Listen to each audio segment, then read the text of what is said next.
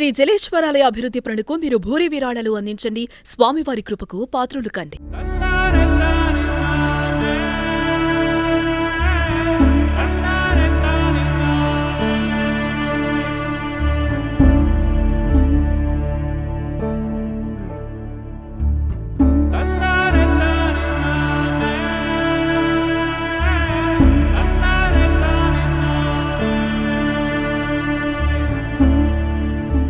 ఏమైందని చెప్పి ఊరికైతే దొరికినా లేదు. అంబులెన్స్ పోతాను, నా కళ్ళ ముందు పోతుంది, నేను అందుకోవాలని చెప్పి దొరికితే నాకు ఇక్కడ ఆశ్చర్యం అయింది. Welcome to Suman TV Warangal. మనం వరంగల్లోని క్యూర్వెల్ ఆసుపత్రిలో ఉన్నాం. వరంగల్లో ఒక ప్రసిద్ధమైన ఆసుపత్రిలో ఇదొకటి. అయితే గత కొద్ది రోజులుగా అది చిన్న హాస్పిటల్ అయినా పెద్ద హాస్పిటల్ అయినా కూడా మొత్తం మీద ఠాగూర్ సినిమాలోని సన్నివేశాలు రిపీట్ అవుతున్నాయి. ఇక్కడ కూడా క్యూర్వెల్ హాస్పిటల్లో ఇదే జరిగింది.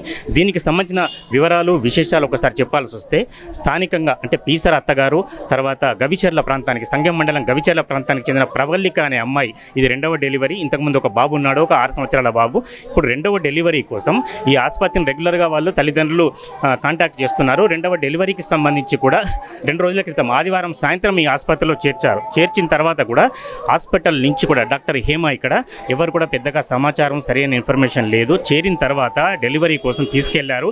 బాగానే అయిందని చెప్పారు. పాప పుట్టిందని కూడా సంతోషంగా చెప్పిన తర్వాత ఆ పరవశంలో ఉన్న అమ్మాయి కొద్దిసేపు అయిన తర్వాత ప్రవళిక పరిస్థితి విషమించింది. బాగా బ్లీడింగ్ అవుతుందన్న కారణంతో రక్తం తీసుకురావాల్సిందిగా అప్పుడు రక్తం అందుబాటులో లేకపోవడం, హాస్పిటల్లో సమీప ప్రాంతంలోని ఏదైతే బ్లడ్ బ్యాంకులు ఉన్నాయో అక్కడ కూడా రక్తం అందుబాటులో లేకపోవడం, కొన్ని గంటల పాటు ఎవరైతే ప్రవళిక భర్త, ప్రవళిక తమ్ముడు, ఈ ఇద్దరు కూడా చాలాసేపు రక్తం కోసం తిరిగారు. కొద్దిసేపు అయిన తర్వాత మళ్ళీ రక్తం అందించారు. చిన్న చిన్న టెక్నికల్ కారణాలతోని, శరీర సాంకేతిక కారణాలతోని ఇబ్బంది పెట్టారు. అప్పటికే అమ్మాయి చనిపోయిందని బంధువులు భావిస్తున్నారు, కానీ బాగానే ఉన్నదని వాళ్ళు నమ్మించారని వీళ్ళు ఆరోపిస్తున్నారు. అక్కడి నుంచి ఇక్కడ విశేషం ట్విస్ట్ ఏమిటంటే, ఏదైతే క్యూర్వెల్ హాస్పిటల్ ఉన్నదో, క్యూర్వెల్ ఆసుపత్రి డాక్టర్ హేమ కావచ్చు, ఆసుపత్రి యాజమాన్యం కావచ్చు, బంధువులకు ఏమీ చెప్పలేదు. కేవలం సినిమాల్లాగా హడావిడి చేయడం, తర్వాత ఇంకా కొన్ని పైసలు కట్టించడం, తర్వాత రక్తాన్ని తెప్పించడం ఇక్కడి వరకు జరిగింది. చివరకు నిన్న రాత్రి అంటే సోమవారం రాత్రి మళ్ళీ హుటాహుటిన ఎవరైతే పేషెంట్ ఆపదలో ఉంటే బంధువులకు తప్పనిసరిగా ఇన్ఫర్మేషన్ ఇస్తారు, లేదా బంధువులను తోడుకొని వేరే హాస్పిటల్కి వెళ్తారు. కానీ ఇక్కడ మాత్రం విశేషం ఏంటంటే, బంధువులు ఎవరికి చెప్పలేదు, బంధువులను ఎవరిని వెంట పంపించలేదు. క్యూర్వెల్ ఆసుపత్రి యాజమాన్యం మాత్రమే అంబులెన్స్ను సిద్ధం చేసి స్థానికంగా హనుమకొండలో ఉన్న ఏకశిల మ్యాక్స్ కేర్ హాస్పిటల్కి తరలించారు. అప్పటికే బంధువుల ఆరోపణ ఏంటంటే, మాకేం ఇన్ఫర్మేషన్ ఎందుకు చెప్పలేదు, ఎలాంటి సమాచారం ఎందుకు ఇవ్వలేదు, సమాచారం ఇచ్చిన తర్వాత కూడా అసలు అక్కడికి ఆమె విగతజీవిగా ఉంది కానీ మాకు చెప్పకుండా తరలించారు, ఇదంతా కూడా ఒక సినిమాల్లాగా నాటకం ఆడారని మ్యాక్స్ కేర్ వెళ్ళిన తర్వాత అక్కడి వైద్యులు అప్పటికే దాదాపుగా చనిపోయినట్లుగా ధృవీకరించారు. దీంతో మళ్ళీ పోస్ట్ మార్టానికి ప్రవళిక మృతదేహాన్ని పంపించారు. పుట్టిన పాప మాత్రం ఇప్పుడు క్యూర్వెల్ ఆసుపత్రిలోనే ఉంది, అంటే క్యూర్గా ఉంది.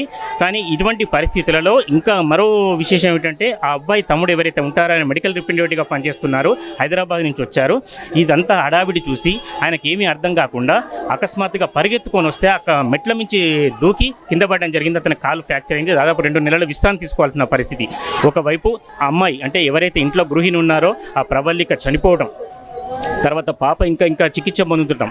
వారి తమ్ముడు ఎవరైతే ఉంటారో ఇంటిని కాపాడాల్సిన వ్యక్తి, ఆ తమ్ముడికి ఈ ప్రమాదంలో కాలు విరిగి అడ్డం పడిపోవడం, ఇవన్నీ జరిగినా కూడా యథావిధిగా బిల్లులు కట్టియడం, రక్తం కోసం పంపించడం, ఇంకా ట్రీట్మెంట్ చేస్తున్నా నమ్మించడం, ఇవన్నీ కాకుండా మ్యాక్స్ కేర్ హాస్పిటల్కి పంపి బంధువులను కూడా ఎవరికి సరైన సమాచారం ఇవ్వకుండా మ్యాక్స్ కేర్ హాస్పిటల్కి పంపించడం, ఇది క్యూర్వెల్ హాస్పిటల్ యాజమాన్యం చేసింది.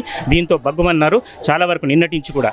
ఇవన్నీ వీళ్ళ అర్థనాదాలు, వీళ్ళ ఆవేశం, ఆవేదన ఇలా ఉంటే ఇంకా స్థానిక పోలీసులు లేకపోతే స్థానిక పోలీస్ స్టేషన్ సంబంధించిన వ్యక్తులు మాత్రం వీళ్ళెవరిని కూడా లోపలికి రానియకపోవటమే కాకుండా వీళ్ళని దూరంగా పంపించే ప్రయత్నాల్లో వాళ్ళే కూడా పోలీసుల వల్ల చాలా ఇబ్బందులు పడ్డారు. దీంతో ఇప్పటికైనా వెంటనే తమకు న్యాయం చేయాలని, దీనికి సంబంధించిన పూర్తి సమగ్ర దర్యాప్తు జరగాలని బంధువులు కావచ్చు, వాళ్ళ కుటుంబ సభ్యులు కావచ్చు మొత్తం డిమాండ్ చేస్తున్నారు. ఇక్కడ మనం తెలుసు క్యూర్వెల్ ఆసుపత్రి ప్రాంగణంలో ఉన్నాం.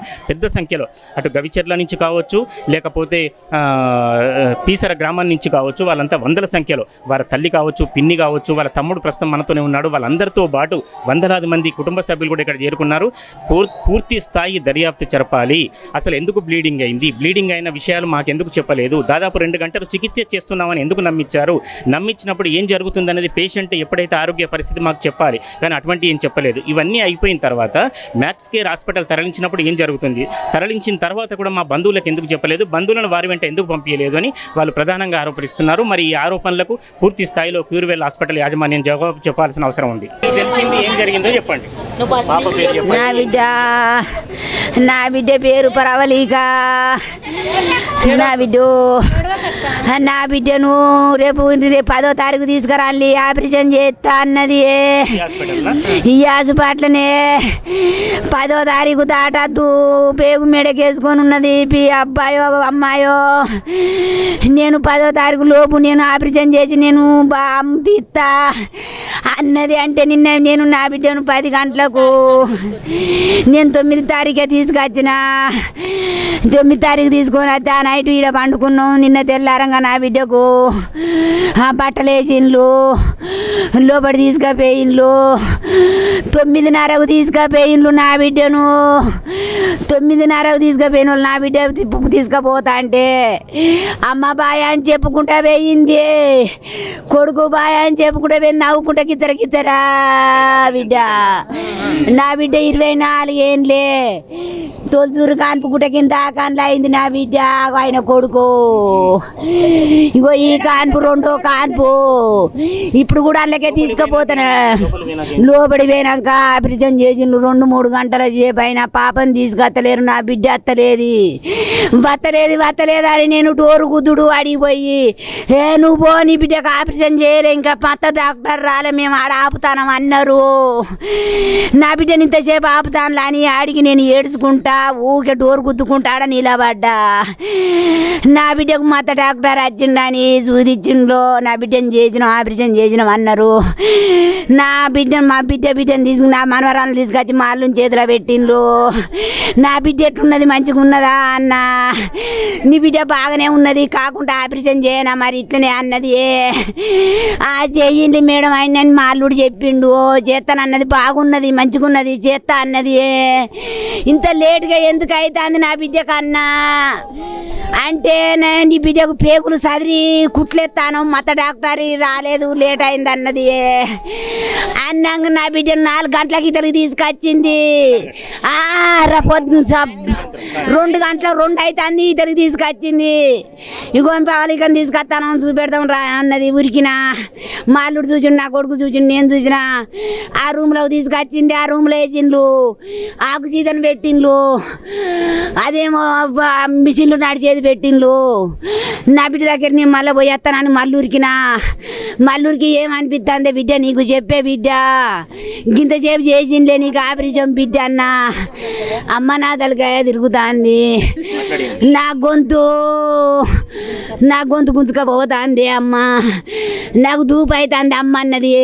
నా బిడ్డ ఎట్లా చేస్తుంది 1 మాట 2 మాటలు అన్నది ఎట్లా చేస్తుంది అని నేను ఏడ్చుకుంటూ చెప్తే ఉరికి వచ్చిండ్రు డాక్టర్లు 5-6 అవేంటివో పెట్టి చూసిండ్లు. బీపీ చూసిండ్లు. బీపీ చూసి బీపీ టవన్ అయింది లోపలి తీసుకుపోవాలని మళ్ళీ నా బిడ్డను లోపలి తీసుకుపోయిండ్లు. లోపలి తీసుకుపోయి మళ్ళీ మత డాక్టర్కి ఫోన్ చేసింది. మత డాక్టర్ని రప్పించింది. మళ్ళీ నా అల్లుడికి నా కొడుకు బెడ్ కావాలా బెడ్ అవసరం ఉంటుందని తోలుతా అంది నా కొడుకు నా బిడ్డ నా అల్లుడు. 30,000 బెడ్ కొనుక్కొచ్చి తాన్లు పాకెట్లు ఎక్కిస్తాంది. ఎక్కిస్తాండు నా బిడ్డకు పోతాంది అని చెప్తాంది బెడ్డు. నా బిడ్డకి ఎందుకు బెడ్డు పోతాంది అని నేను అడిగితే నీ బిడ్డకు బాగా బెడ్డు పోతుంది, మేము ఎంత ప్రయత్నం చేసినా ఆగుతలేదు బెడ్డు, ఇంకా దేపో రాజు అని నా అల్లునికి ఫోన్లు చేసుడు. ఒకటే ఫోన్లు చేసి నా అల్లుడు నా కొడుకురికి పోయి తెచ్చుడు. నా బిడ్డను తీసుకుపోయింది. ఆ బెడ్ ఎక్కించింది. ఆ బెడ్ అంత ఎక్కించింది. మళ్ళీ మత డాక్టర్ని రప్పించి బెడ్ ఆగుతలేదు. గర్భసంచికి ఉండే నరం బెడ్ పేగు కోసినట్టున్నారు. ఎట్లా తెగిందో అదే నేను గర్భసంచి తీసేస్తాను అని మాకు మళ్ళీ చెప్పింది. మీరు ఇంకా బెడ్ దేపోలి గర్భసంచి తీసేస్తేనే బెడ్ ఆగుతుంది అన్నది. మరి గర్భసంచి తీసేస్తే నా బిడ్డకి ఏమన్నా పాపలో ఉంటుందా అని అడిగినాం. నా బిడ్డకి ఏమన్నా అవుతుందా అని అడిగినాం. మాకు చూపెడతలేవు నా బిడ్డనన్నా. నేను ఊకే గోడ కాడికి పోయి చెవులు అని పెట్టింటానా నా బిడ్డ అప్పుడేమన్నా నేను వస్తుందా అని నా బిడ్డను ఏం చేస్తాను అని. లక్షలు అయినా మంచిదే, 1 కోటి రూపాయలు అయినా పెట్టుకుంటామని చెప్పిన నేను. నేను వీళ్ళ చెల్లెను చెల్లెని చిన్నమ్మను పరాలికని చిన్నమ్మను ₹1,00,00,000 అయినా పెట్టుకుంటాం కానీ పానం బతకాలని మొత్తుకున్నాం మేము. మొత్తుకున్నా కానీ నాది ఆని అని చెప్పింది నాకు. ఆమెకి ఏం కాదని చెప్పింది నేను వచ్చినాక అన్నీ చెప్పింది. లాస్ట్కి ఏమన్నది, నేను చేసే ప్రయత్నం చేసినా నేనేం చేయాలన్నది. లాస్ట్కు అంబులెన్స్ ఎక్కించినాక ఏమా డాక్టరే ఆల్రెడీ ఆమె పేక్ కట్ చేసిర్రు. విషాదం ఏమిటంటే ప్రవళిక సోదరుడు ప్రవీణ్ కూడా ఇక్కడ ఉన్నారు. అక్క మరణాన్ని అంటే అక్క జరిగిన సంఘటనను జీర్ణించుకోలేక ఆయన బంగ్లా నుంచి దూకడం కానీ హడావిడిలో చాలా ఇబ్బంది పడడం జరిగింది. మనం ప్రత్యక్షంగా చూడొచ్చు. కాలు కట్టితో ఉన్న ప్రవీణ్ ఈ బాధను ఈ వేదనను కూడా ఎవరు తీర్చలేని పరిస్థితి. వాళ్ళ బంధువులంతా కూడా ఇక్కడే ఉన్నారు. ఒకసారి ప్రవీణ్ మాటల్లోనే అసలు ఏం జరిగింది అనేది ఆయన అడిగి తెలుసుకున్నాం. మొన్న 8 గంటలకి హాస్పిటల్కి తీసుకొని వచ్చిండ్రు. ఆదివారం రోజు అమ్మ నాన్న ఇద్దరు కలిసి తీసుకొని వచ్చి అడ్మిట్ చేసిండంట. ఆదివారం అదే రోజు నేను హైదరాబాద్లో ఉంటాను. మెడికల్ రిప్రజెంటేటివ్ చేస్తాను. నేను మెడికల్ రిప్రజెంటేటివ్ చేస్తాను. దానికి అడ్మిట్ చేసిరని తెలియగానే నేను హైదరాబాద్ నుంచి రాత్రి వచ్చి ఇక్కడ నేను వచ్చినప్పుడు కూడా అక్క మెలకువతోటే ఉంది. తమ్ముడు వచ్చిండు అమ్మ అని చెప్పింది అమ్మతోటి. అమ్మ లేచింది, నేను చూసి పెద్దక్క కూడా చనిపోయింది. తమ్ముడు వచ్చిండని చెప్పింది. వచ్చిన అమ్మ టెన్షన్ పడకూడదు అని చెప్పిన. కింద కూకున్నా, రాత్రి మొత్తం పడుకోలేక అట్లనే కిందనే కూర్చున్నాం. బాపు నేను అందరూ ఎవరు పడుకోలే. ఆమె మోషన్స్ అయితేనే మోషన్ టాబ్లెట్లు వేసి వెళ్ళని చెప్పింది. మోషన్ టాబ్లెట్లు అవుతున్నాయి, మోషన్ వెళ్ళాలి, అందుకే పడుకోవట్లేమని చెప్పింది. సరే అక్క జాగ్రత్త అని మేము కిందనే ఊకుంటామని చెప్పినాం. తర్వాతకి పడుకొని మొత్తం తెల్లారిన తర్వాతకి పొద్దున 8 గంటలకు ఇప్పుడు తీసుకువెళ్తాం, మేము ఆపరేషన్ చేస్తాం అది అని చెప్పిండ్రు. సరే మేడం ఆపరేషన్ చేస్తా అంటున్నారు కదా, మేడం వస్తే చేయండి మేడం అని మేము చెప్పినాం. అప్పటి వరకు ఇంకా మా బావ కూడా రాలేదు. తీసుకువెళ్ళిన తర్వాతకి డ్రెస్సింగ్ చేంజ్ చేసి బావ వచ్చినాక ఇట్లా చెప్పేసిండ్రు హాస్పిటల్ ఇట్లా మేము తీసుకువెళ్తున్నామని చెప్పి ఇట్లా చెప్పిండ్రు. ఆయనకి ఇన్ఫామ్ చేసిన తర్వాతకి సరే అని చెప్పి మేము అక్కడే కూర్చున్నాక 10 గంటలకు డెలివరీ అయింది. డెలివరీ అయినాక 10:40కి పాపని బయటికి పంపించారు. 10:50కి అక్క కూడా వచ్చింది. 11 గంటలకు అక్క కూడా మళ్ళీ వేరే వాడికి షిఫ్ట్ చేస్తుంటే వచ్చింది.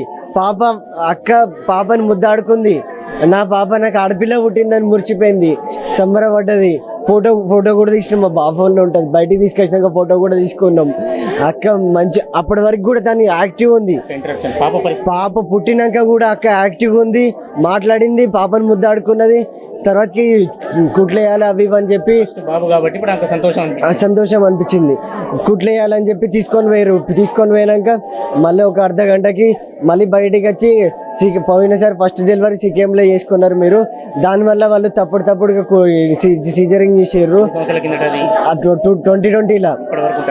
2020లో ముచ్చడం వాళ్ళు ప్రస్తావన మాట్లాడి మేము అదే అడిగినాం. అప్పటిది ఎందుకు ఇప్పటి వరకు ఉంటుంది? అప్పటి నుంచి ఇప్పటి వరకు తన ఆరోగ్య లెవెల్స్ కూడా ఏం పడిపోలే కదా. అంత పాపను మోసినప్పుడు కూడా ఆమె ఎలాంటి ఇబ్బంది వల్లే కదా. అట్లెందుకు చెప్తారు మీరు అంటే, మాకు అడిషనల్ ఛార్జెస్ కావాలి, మీకు ప్రాణం కావాలా, మీరు ఎందుకు అడుగుతారని చెప్పి రివర్స్ క్వశ్చన్ ఇచ్చారు. సార్ అయినా మంచిది, ఎంత ఖర్చు అయినా మంచిదే, మేము పెట్టుకుంటామని చెప్పి ఆడ ఫీజు కట్టి సీజరింగ్ చేయమని చెప్పినాం. చెప్పినాక మళ్ళీ ఒక 1 అవర్ 2 అవర్స్కి మళ్ళీ బయటికి వచ్చి మాకు అర్జెంట్ బ్లడ్ కావాలి, ఎమర్జెన్సీ అని అంటారు.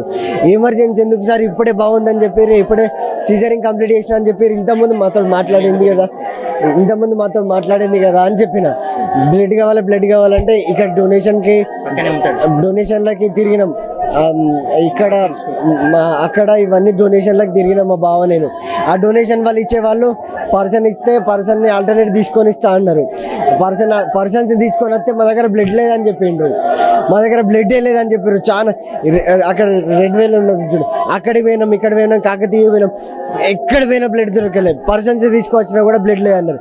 అదే హాస్పిటల్ వాళ్ళు వచ్చి బ్లడ్ కావాలంటే మళ్ళీ బ్లడ్ ప్యాకెట్స్ ఇచ్చి పైసలు పెడితే ఆ పైసలు పెట్టుకొని బ్లడ్ ప్యాకెట్లు పట్టుకొని వచ్చి పైసలు పోయినా మంచిగా ప్రాణం కావాలని చెప్పి ఆయన కూడా పైసలు ఖర్చు అవుతాయని అని భయపడలేదు. అయినా మంచిగా మేము పెట్టుకుంటాం, మేము చేసుకుంటాం అని చెప్పి అక్కడి నుంచి ఇక్కడ బ్లడ్ ప్యాకెట్ పట్టుకొని ఉరికొచ్చినాం బావా. నేను రోడ్ల పొడి తిరుక్కుంటూ వచ్చి బ్లడ్ ప్యాకెట్లు ఇచ్చినాం. లాస్ట్ మూమెంట్లో 2 బ్లడ్ ప్యాకెట్లు ఇచ్చినాక ఇప్పుడు ఓకే ఇంకేం బ్లడ్ వద్దు, బాగానే ఉంటుంది కండిషన్ ఓకే అయిందని చెప్పిండ్రు. అమ్మ మంచిగానే ఉన్నదని చెప్పిండ్రు కదా అని చెప్పి బ్లడ్ కోసం తిరిగి అలసిపోయినాం కదా అని చెప్పి పోయి ఇట్లా ఒరిగిన అంతే. ఒరిగినాక తర్వాతకి ఆమెను అర్ధగంటనో గంటనో ఉంచిర్రు అంతే. గంటకి బ్లడ్ ఎక్కిచ్చింది తెలియదు, ఏం చేసింది తెలియదు. మాకు ఎవరికి ఇన్ఫార్మ్ చేయకుండా ఆమెను తీసుకొని అంబులెన్స్లో తీసుకువెళ్తున్నారు. అమ్మ వచ్చి నన్ను లేపి అక్కని తీసుకుపోతున్నారు లేరా అక్కని తీసుకుపోతున్నది అంటే అది అవదు. నాకు ఊరికొచ్చి ఇక్కడ పడ్డా, నేను ఊరికొచ్చి ఇక్కడ పడ్డా. నా అక్కని ఎక్కడ తీసుకుపోతాను, దానికి ఏమైంది అప్పటిదాకా ఎవరికి ఏం కాలేదు, మంచిగా ఉన్నాం. నాకు ఏమైంది అని చెప్పి ఊరికొచ్చి దొరికినా. నేను అంబులెన్స్ పోతాను, నా కళ్ళ ముందు పోతుంది, నేను అందుకోవాలని చెప్పి దొరికితే నాకు ఇక్కడ మ్యాచ్ అయింది. అక్కడ కింద పట్టుని కూడా హాస్పిటల్లో లోపల పట్టించుకోలే. ఫోన్లు ఏమన్నా కూడా ఫోన్లు వేయలే, ఫోన్లు వేసుకుంటాం ఎవరికైనా చేసుకొని రప్పించుకుంటా అన్నా కూడా ఫోన్లు వేయలేదు. ఆగా చేసిళ్ళు మమ్మల్ని, మా అక్కడ ఆగా చేసిళ్ళు. యాక్టివ్ ఉన్న అమ్మాయి ప్రాణం మింగిళ్ళు హాస్పిటల్. మెడికల్ ఫీల్డ్ కదా, మీకు ఏమనిపించింది హాస్పిటల్ దౌర్జన్యమే. యాక్చువల్గా మేడం అక్కడ జూనియర్లు చేసిళ్ళు ఆపరేషన్, మళ్ళీ 3 ఆపరేషన్లు చేసిళ్ళంట, 3 చేసిళ్ళంట. ఆ అమ్మాయి కండిషన్ ఏంది, ఒకటి ప్రెగ్నెన్సీ కోసం చేసిళ్ళంట, గర్భసంచి కోసం చేసిళ్ళట, ఇంకొకటి చేసిళ్ళట. అది రాంగ్ స్టిచ్చింగ్ అని చెప్పి 3 ఆపరేషన్లు. అబ్బాయి ఆ పర్సన్ మీద 24 hours చేస్తే పరిస్థితి ఏంది, చచ్చిపోదా? తెలిసి కూడా వాళ్ళు ఇంతవరకు ఎవరు మా కళ్ళ ముందు రాలేదు, ఎవరు కూడా రావట్లేదు. నిన్న పోలీసు వాళ్ళు కూడా దౌర్జన్యం చేసిళ్ళు. పోలీసు వాళ్ళు మేము మాకు ఇట్లా అన్యాయం జరిగిందని లోపల ఊరుకుంటే ఈ కాలు మీద కొట్టి పంపించిళ్ళు నన్ను బయటికి. పోలీసు వాళ్ళే అవలముండలారా ఇక్కడ ఊకోకూరని అన్నారు మా అమ్మ వాళ్ళని. ఇట్లా పోలీసు వాళ్ళు కూడా దౌర్జన్యం చేసిళ్ళు నిన్న.